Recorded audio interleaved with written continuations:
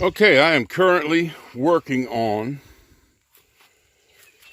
a 2000 Yamaha 800 XL, and I am removing, and I have a little cat friend coming up. Hey, baby. Hey, baby. I'm removing the exhaust, which is this whole portion here. I've got to remove that because I have 30 psi in my back cylinder, and I've got 120 in the front, which is good enough to run with. So I'm removing the exhaust, and thank goodness for YouTube videos.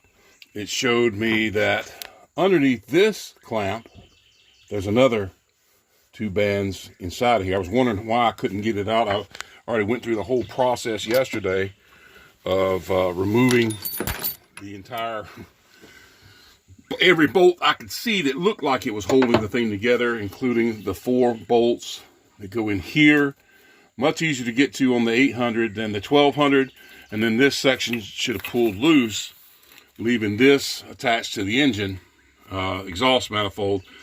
So let's just go over this. These are 12 millimeter bolt heads here. Fairly easy to get to, really easy. I couldn't get this to separate because this is still connected under this clamp. We'll get to that in a minute. But you had all these hoses that you have to take apart. Obviously one here on the head, because I'm having to pull, this head's coming off. I'm going to see what kind of damage I've got in this piston. You've got a clamp back here that's got to come off. And let's see, here I believe is a temperature sensor.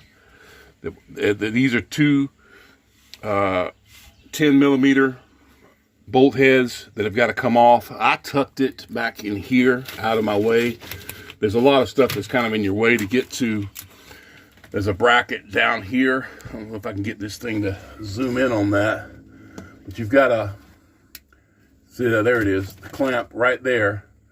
That's got to come loose for this exhaust to come off as well. There's also a large 14 millimeter bolt here that has to come out. You had your 2 engine removal brackets to lift the engine that go right here on the top, and they look like this. So they fit like this, and then they've got a stud that goes through them like that. So you've got, these were 14, I believe, 14 millimeter, and another 14 nut on the back of that stud. The one stud pulled out instead of just the nut coming off on this one side. So that's enough talk about that. I will cut the video and get to the removal portion of this. I've got to have 2 hands to remove this to get to these under here. Once I do that, I've already got that loose down there. I should be able to pull this out. We'll see.